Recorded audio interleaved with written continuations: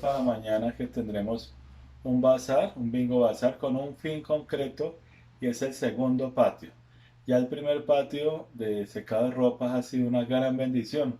De pronto algunas personas que han entrado acá, al ancianato, se dan cuenta porque nos tocaba extender en las barandas, en los baños, incluso hasta arriba en el quinto piso. O sea, y así pues cualquier persona que entraba, incluso hasta para poner la mano, uno ponía ropa mojada o húmeda, ropa interior por todos los pasillos. Entonces todo eso es como obvio, si solo decirlo nos decimos y tan feo. Imagínense verlo. O sea, va contra la dignidad de los mismos abuelos, va contra el pudor. Y ahora pues nos hemos dado cuenta que el patio ha sido una gran bendición, pero sin embargo pues es muy pequeño o uno solo. La meta son los 4 pisos y para cada piso pues yo he pensado, el primero fue fruto del bazar que hicimos hace unos meses. Ahora el segundo yo tengo mucha fe que lo logremos con este segundo bazar. ¿Sí? Ese bazar.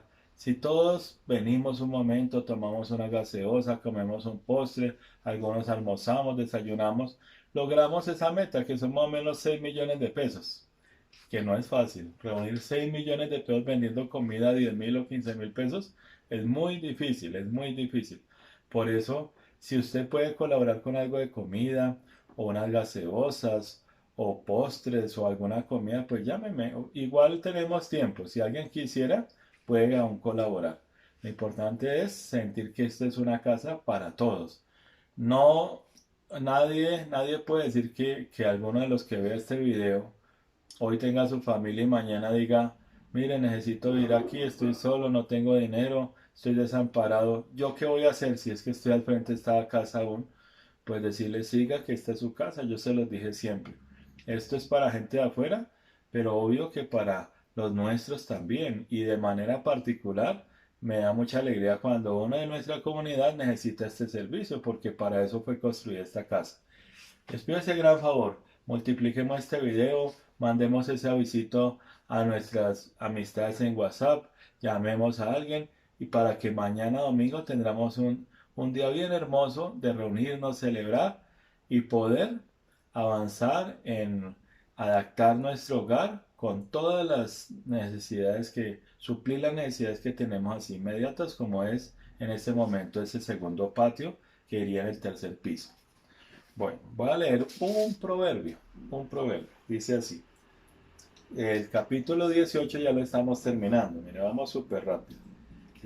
Versículo 20. Con el fruto de la boca se harta el vientre, se sacia del fruto de los labios. Con el fruto de la boca se harta el vientre, se sacia del producto de los labios. Muerte y vida dependen de la lengua. El que la aprecia comerá su fruto. Muerte y vida dependen de la lengua. Tenemos la muerte y la vida. ¿De qué depende? De nuestra manera de hablar. Porque a veces uno puede sentir rabia y de una vez hablamos. Siente de pronto una alegría y de una vez contamos. Tengo una idea en mente y empiezo a regalar. Yo veo que algunas personas sufrimos de eso, que hablamos demasiado, que decimos muchas cosas a veces sin necesidad, sin que nos pregunten y estamos contando cosas hasta delicadas, cosas que son íntimas, propias de nosotros y estamos contando de la gente que ni siquiera le importa o que puede utilizar eso en algún momento para hacernos daño. Somos frutos de nuestro propio invento, víctimas de nuestro propio invento y muchas veces víctimas de lo que nosotros mismos hablamos, contamos o decimos. Por eso el sabio Salomón lo escribe muy claramente. Muerte y vida dependen de la lengua. El que la aprecia comerá su fruto. Sí, ahí está. Y yo creo que todos estamos invitados a tener esa conciencia de que mi lengua tengo que aprender a cuidarla cada día más. No decir, mucho cuidado lo que voy a decir en este momento, no decir algo de otro que no tengo certeza. ¿Sí? Me cayó mal, no me parece lo que es, no me gusta su manera de vestir o de andar o de hablar, pero yo no tengo por qué decir nada.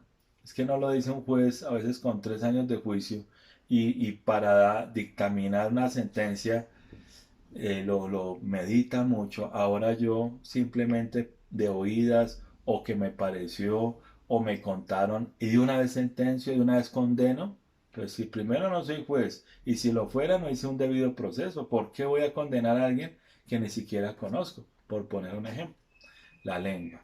Pidámosle hoy a Dios, por intercesión de la Virgen María, que nos ayude a aprender a hablar, a meditar, a reflexionar y sobre todo a decir con nuestra lengua palabras de bondad y de amor más que de dolor, de odio, división. Feliz día, entonces los esperamos especialmente mañana en nuestro Bingo Bazar. Dios los bendiga, un feliz día para todos.